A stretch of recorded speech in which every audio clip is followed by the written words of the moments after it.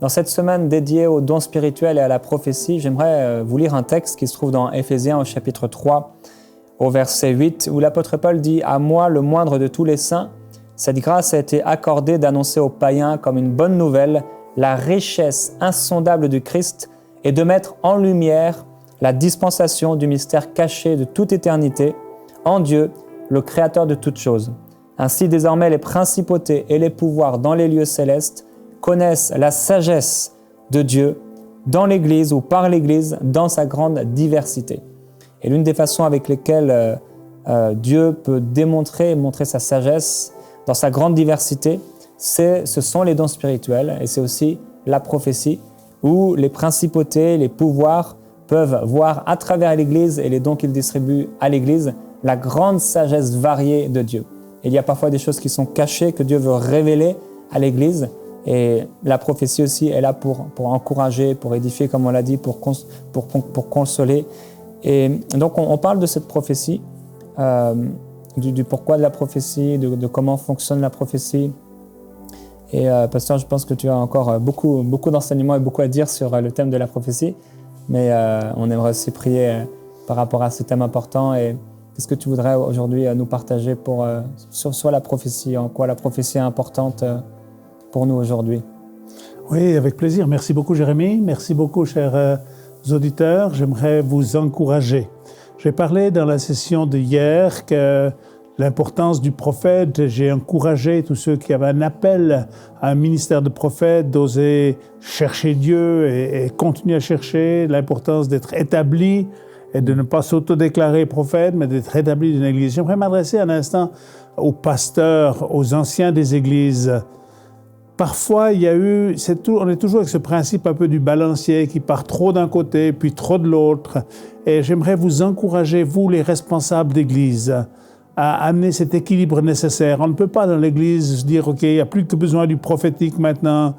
D'autres ont dit « il n'y a plus que besoin de la louange », etc. Il y a un équilibre à avoir. Si on veut vivre une vie harmonieuse, si on veut que la vie de nos communautés soit belle, il y a un équilibre à avoir. Et ça, c'est vous, les responsables des communautés, que j'aimerais profiter d'honorer pour votre ministère. C'est un ministère important de s'occuper de l'Église. Je crois beaucoup à l'importance de l'Église locale. J'ai été ministre dans une communauté pendant 20 ans où j'étais à plein temps. J'étais dans le ministère au préalable. J'ai beaucoup voyagé. J'aimerais vous encourager, j'aimerais vous honorer, vous les pasteurs. Et peut-être en particulier, j'aimerais m'adresser à ceux qui sont dans le ministère, qui sont anciens d'église ou pasteurs et qui ont été comme blessés par un prophétique qui était excessif, qui vous a enfermés. Et j'aimerais vous encourager à vous ouvrir à nouveau. Et vous-même, à devenir des agents au niveau prophétique, mais aussi à ouvrir, si Dieu vous donne des gens qui ont un don de prophétie, des gens qui ont un ministère de prophète, j'aimerais vous encourager à les accueillir. Une des choses que j'ai faites dans ma communauté, à un moment donné, j'ai dit, je veux plus qu'il y ait des prophéties de couloir. Parce que si les prophètes doivent se cacher, alors ils vont prophétiser dans votre dos sur les gens, ça va vous revenir et ça va créer des complications. Il faudrait que ceux qui ont un don de prophétie aient la liberté, et j'aimerais encourager ceux qui ont le don, et j'aimerais vous encourager, vous les pasteurs, vous les anciens, quand il y a une parole prophétique sur une personne, c'est bien quand ça peut se faire en présence d'autres personnes. En présence d'un ancien, en présence d'un pasteur ou d'un autre ministère. De cette manière-là, on évite ces histoires où, en disant « le prophète m'a dit que », il y a eu des dérapages, tant du côté de ceux qui ont donné les paroles que de ceux qui les ont reçues, qui les ont pas su les appliquer avec sagesse. Un jour, j'ai un homme qui est arrivé dans mon église, il m'a dit « Est-ce que tu sais que je suis prophète ?» J'ai dit « Non, je ne le sais pas. Qui t'a dit cela ?» Il m'a dit, j'étais dans une réunion et quelqu'un m'a dit, tu es prophète. J'ai dit, mais Dieu ne m'a pas parlé à ce sujet. Et vous savez, il y a deux réactions qu'on peut avoir à ce moment. L'une, c'est de le mépriser, c'est de lui dire, mais tu n'es pas prophète du tout, et on casse quelque chose dans la personne. Ou l'autre, c'est de dire, non, mais continue à servir Dieu, fais ce que tu es appelé à faire. Si j'ai un enfant de 12 ans qui vient me dire, moi je suis médecin, je vais lui dire, moi, je t'encourage à travailler dur, je t'encourage à faire tes études, tu peux devenir un bon médecin, je crois que Dieu peut-être t'appelle à être médecin, tu peux avoir 12 ans et avoir un appel à une profession telle que d'être médecin ou avocat ou autre chose, et il ne faut pas casser cela en disant, tu es stupide, tu es trop jeune. Non, il faut lui aider à se lever.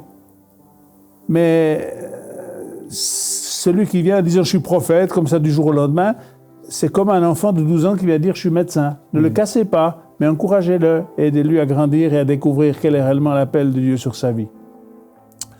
Donc j'aimerais profiter d'encourager vraiment les pasteurs. J'aimerais citer cette parole de l'apôtre Paul dans le premier chapitre de l'épître aux Romains, premier chapitre, versets 11 et 12, où Paul il dit « Car je désire vous voir, je désire vous communiquer, pour vous communiquer quelques dons spirituels, afin que vous soyez affermis,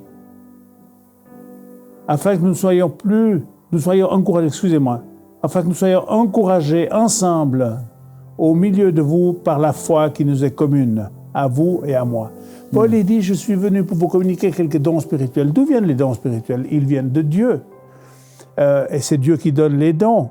Mais je crois qu'en tant que ministre de l'Évangile, en tant que ministère, nous sommes appelés à aider les gens à se lever.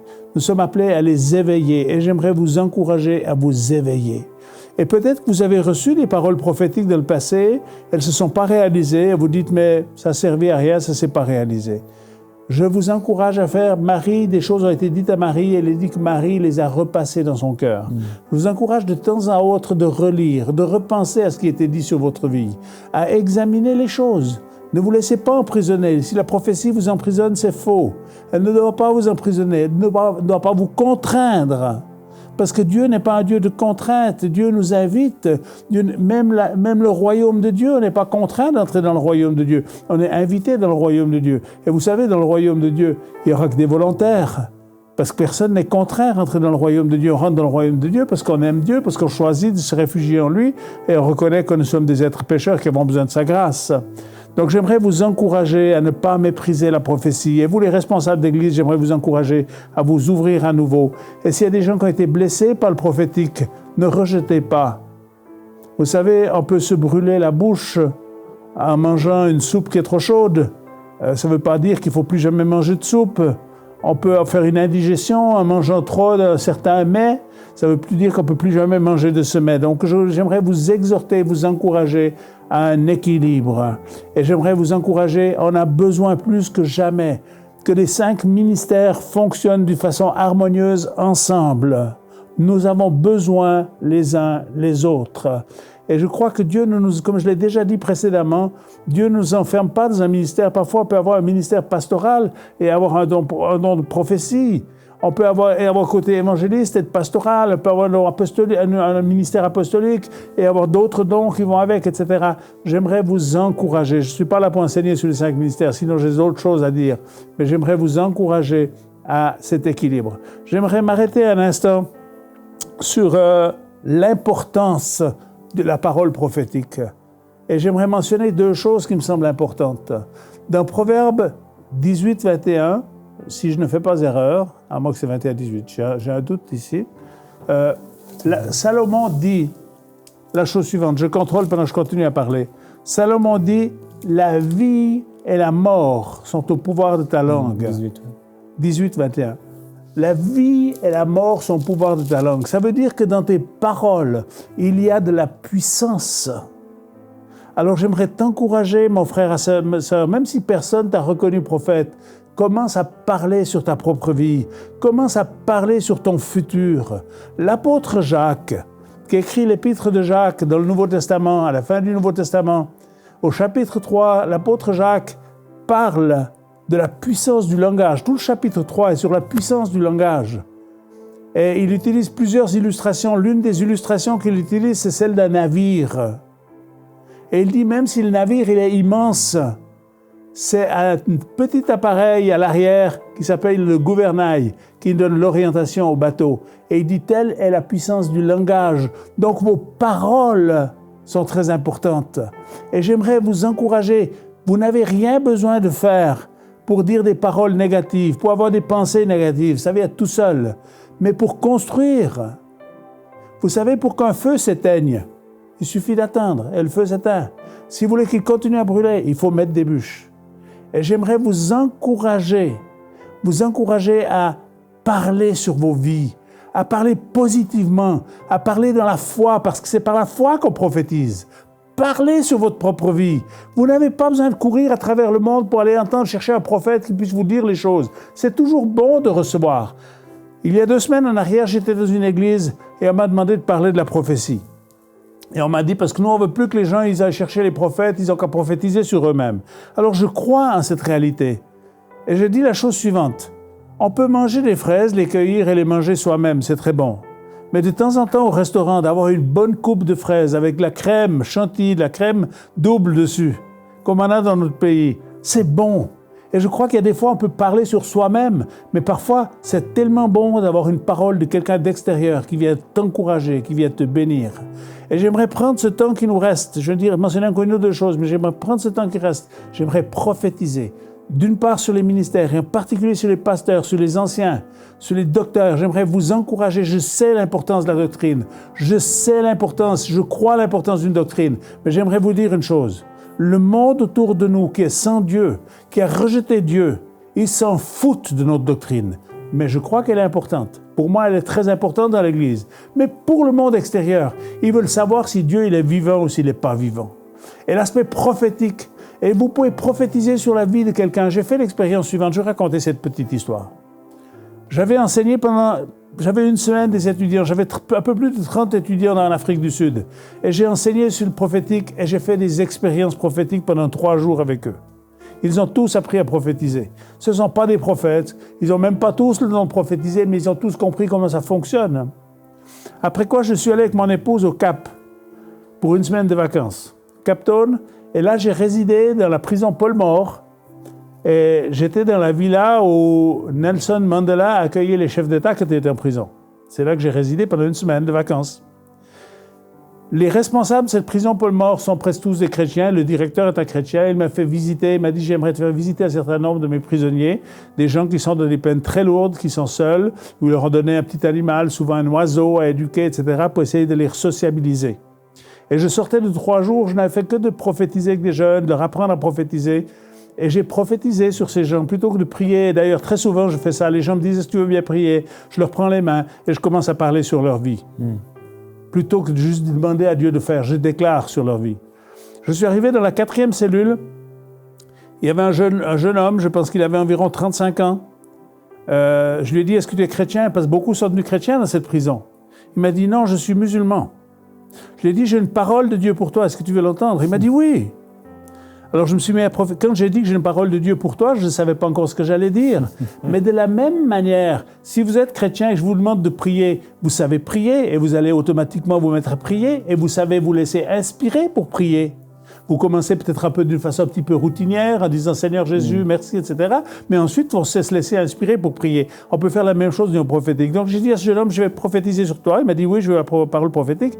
Donc j'ai parlé, je ne sais plus ce que je lui ai dit, mais j'ai parlé de son histoire et j'ai parlé sous inspiration, parce que c'est sous l'inspiration du Saint-Esprit. Donc j'ai dit « Voilà ce qui s'est passé dans ta vie, voilà ce qui t'a amené en prison, voilà ce que Dieu te dit aujourd'hui ».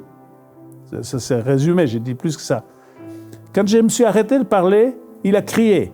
Il m'a dit « Qui vous a parlé de moi ?» J'ai dit « Personne vous a parlé de moi ». Il me dit « Comment vous pouvez savoir ce que vous venez d'en train de dire, que ça me concerne, alors que personne ne vous a parlé ?» J'ai dit « Moi, je parle sous inspiration de l'Esprit Saint. Je ne sais pas, même pas moi-même sûr que ce que j'ai dit est vrai, mais je crois que Dieu me conduit. » Ça, c'était la première question. La deuxième chose qu'il a faite, il s'est jeté à genoux, il a dit « J'aimerais donner ma vie à Christ. » Alors je me suis dit « Soit il est fou, soit il y a quelque chose qui s'est passé. Moi, je ne lui ai pas dit qu'il avait besoin de se convertir, je ne lui ai pas dit qu'il devenait un chrétien, mais il voulait se convertir. Et il voulait accueillir Christ comme sauveur. J'ai dit, qu'est-ce qui t'arrive? Qui c'est qui t'a dit que tu devais te convertir? Il me dit, j'ai une femme chrétienne. Je l'ai fait tellement souffrir à cause de sa foi. Parce que moi, je suis musulman. Mais aujourd'hui, je sais que Jésus est vivant. Aujourd'hui, Dieu m'a parlé au travers de vous et je veux devenir un enfant de Dieu. Et là, dans sa cellule, à l'isolement, à l'écart de tout le monde, il a donné sa vie à Christ. Parce qu'il avait entendu l'Évangile. Et c'est pour ça que le monde a besoin d'hommes et de femmes qui vont oser parler de la part de Dieu dans la vie des gens. Et le monde extérieur, avant d'entendre la bonne théologie, avant d'entendre que la doctrine soit exacte et absolue, ils ont besoin de redécouvrir qu'il y a un Dieu qui les aime. Vous pouvez aller dans votre supermarché, frères et sœurs, tu peux parler sur la caissière. Dans nos pays, c'est très difficile. Dans mon pays, c'est très difficile de parler tout de suite de Dieu aux gens, parce qu'il y a une réaction à cela. Mais si on leur donne une parole d'encouragement, parce qu'on a remarqué quelque chose et qu'on vient les encourager, vous n'avez pas encore parlé de Dieu, mais ils vont commencer à dire « Waouh, c'est génial ce que tu es en train de dire. Ça me fait tellement du bien. » Les gens ont besoin d'être encouragés. Encourageons-nous nous-mêmes et apprenons à encourager les autres. Dans Luc 17, et je vais terminer avec ça avant de prier, les disciples sont vers Jésus. Et ils disent à Jésus, mais pourquoi nous on a voulu prier pour cet enfant qui était épileptique et puis ça n'a pas marché, il n'a pas réussi. Et Jésus, lui, il l'a guéri. Ils disent, pourquoi toi tu as réussi Jésus, pourquoi nous on n'a pas réussi? Et Jésus va leur dire quelque chose de très intéressant. Luc 17, verset 6, Jésus leur dit, si vous aviez la foi, vous auriez parlé à ce sycomore. Et il vous a obéi, se serait déraciné, serait planté la mer. La prophétie, c'est parler de la part de Dieu. Pas seulement mendier, pas seulement dire « Seigneur, s'il te plaît, Seigneur, s'il te plaît, Seigneur, s'il te plaît ». Et arrêtez de faire pendant les 20 prochaines années les mêmes prières, mais commencez à déclarer sur votre vie.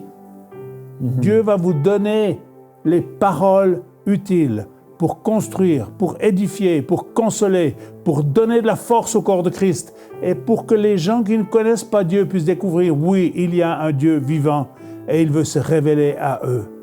Et je suis très réjoui de voir ce qui se passe aujourd'hui. Je vois beaucoup de jeunes qui sont en train de se lever dans la prophétique, qui sont capables d'entendre la part de Dieu. Ils utilisent la voix prophétique pour l'évangélisation, ils utilisent la voix prophétique pour aller rejoindre les autres, parce que Dieu leur parle. Et j'aimerais vous encourager à ce qu'on ne soit pas juste, je crois beaucoup, j'ai beaucoup d'affection, je lis ma Bible chaque jour.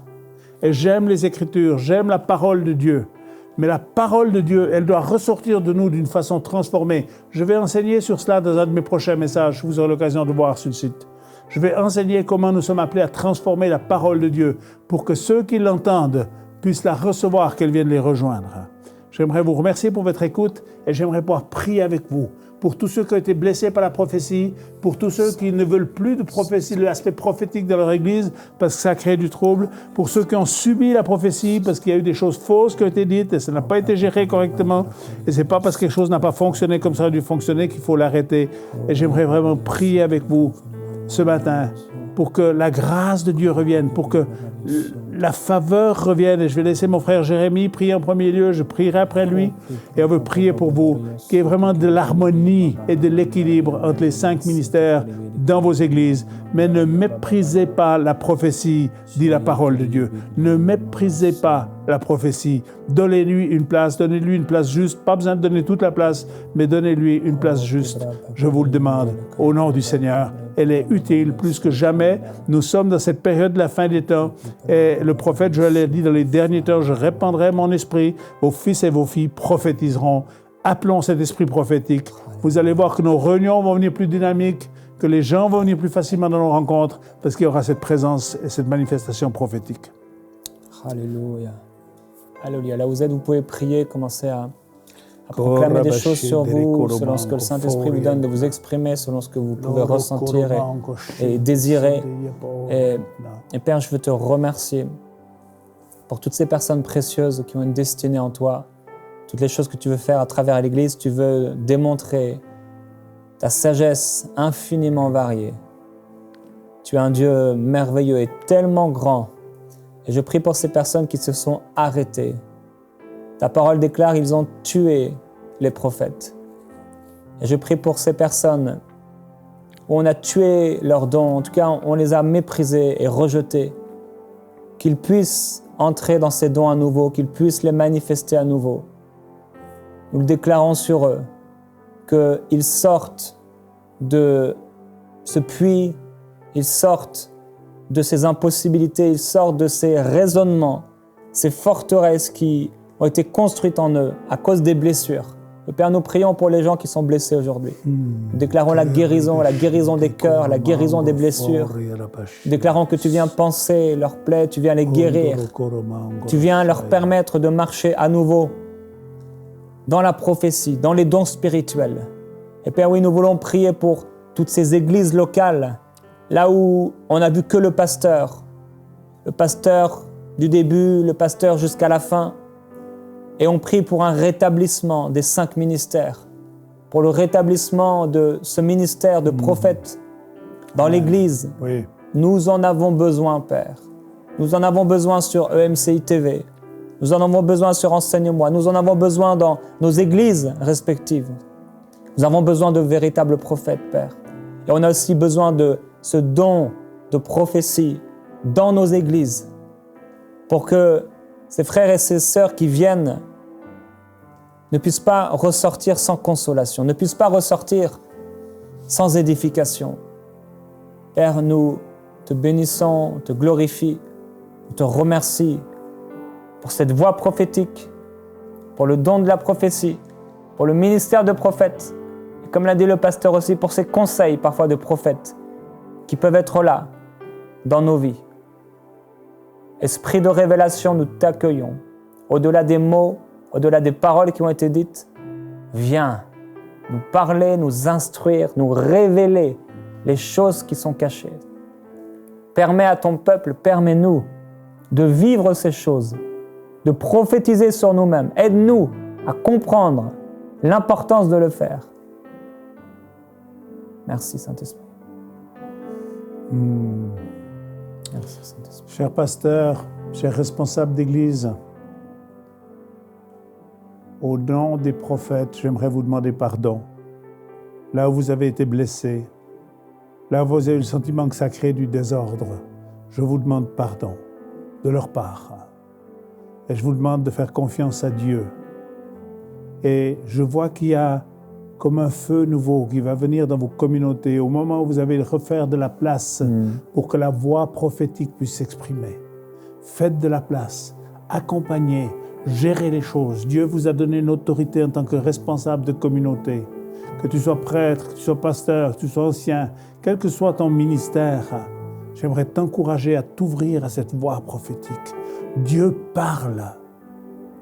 Mais comme il est dit dans Job 33, il parle tantôt d'une manière, tantôt d'une autre, mais l'homme n'y prend point garde.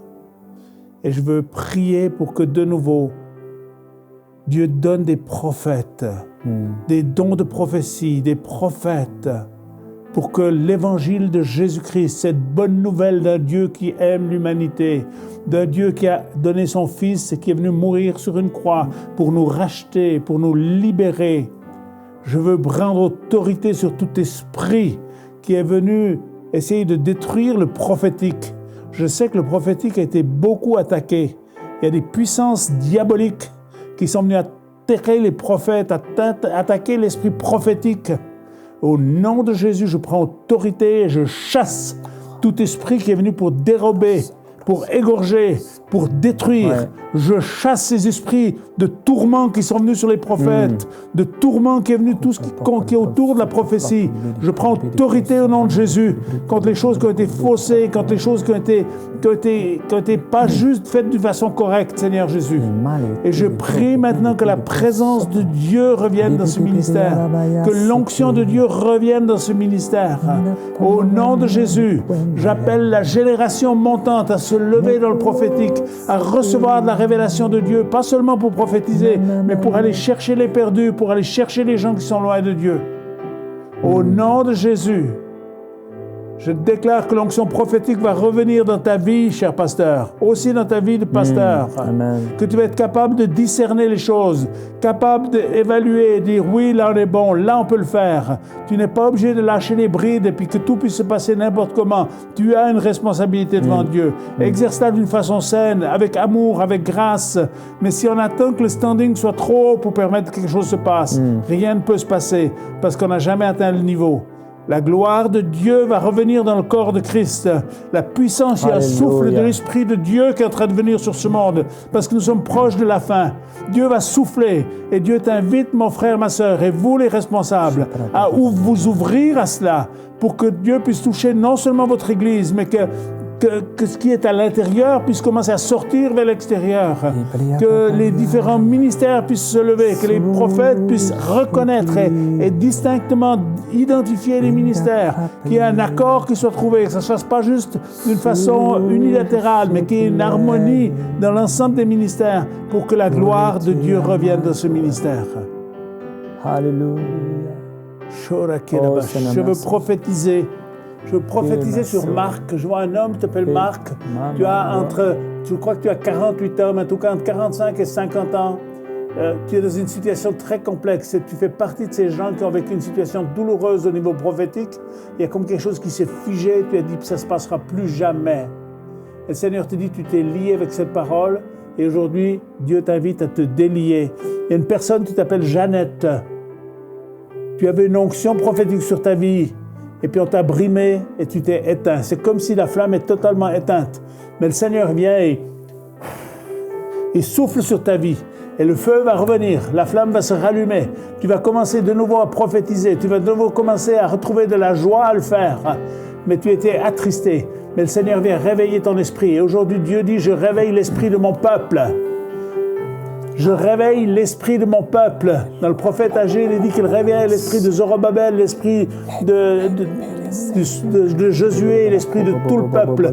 Dieu réveille son peuple à l'annonce de l'évangile, à une manifestation de la puissance de Dieu. Et je déclare sur les prophètes, la puissance de Dieu va être manifestée au travers de votre voix, au travers d'une manifestation. Il y a une telle clarté qui va venir du ciel. La révélation est en train d'augmenter. Dieu est en train d'ouvrir les cieux, il est en train d'ouvrir ses trésors pour qu'il puisse se manifester au travers des différents ministères.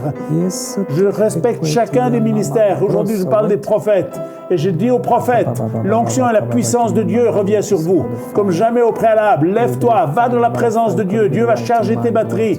Et la puissance va être forte, l'onction va être forte. Elle va être accompagnée de signes, de miracles et de prodiges. Parce que Dieu dit oui. Parce que Dieu dit oui maintenant au nom de Jésus. Et c'est le temps. Et c'est le temps. Et la voix va sortir des églises. Elle va aller vers l'extérieur. Elle va rejoindre cette génération. Soyez bénis dans le nom de Jésus. Merci beaucoup de votre attention. Amen. Alléluia. Amen. Seigneur, nous proclamons ton amour et nous voulons marcher dans cet amour qui est le fondement de toutes choses. Tu es amour. Alors, manifeste-toi encore à travers nous, en nous. On t'accueille. Toi, l'amour incarné, Jésus-Christ, nous t'aimons. Et nous voulons marcher dans ton amour, dans cet amour. Je prie pour mes frères, mes sœurs, pour terminer cette semaine sur les dons spirituels et la prophétie. Père, je prie qu'ils puissent se développer dans ton amour. Que tout ce qu'ils font soit dirigé par l'amour. Que cette aspiration pour les dons spirituels soit dirigée par l'amour. Je prie pour les foyers, pour les couples, pour les besoins personnels. Merci pour ton amour qui répond à tous nos besoins. Ton amour qui guérit, ton amour qui édifie, ton amour qui console, ton amour fondement de toutes choses. Merci parce que dans ton amour, tu crois en nous. Dans ton amour, tu espères encore. Tu crois le meilleur de nous. Et c'est pourquoi si tu nous donnes la possibilité de parler sur nos vies, de prophétiser sur nos vies, tu es le Dieu de toutes les espérances. Tu es le Dieu de l'espérance. Merci. On proclame aujourd'hui, Père, que nous marcherons dans ton amour tous les jours de notre vie. Au nom de Jésus. Amen. Amen. Envoyez-nous vos sujets de prière à prière@enseigne-moi.com.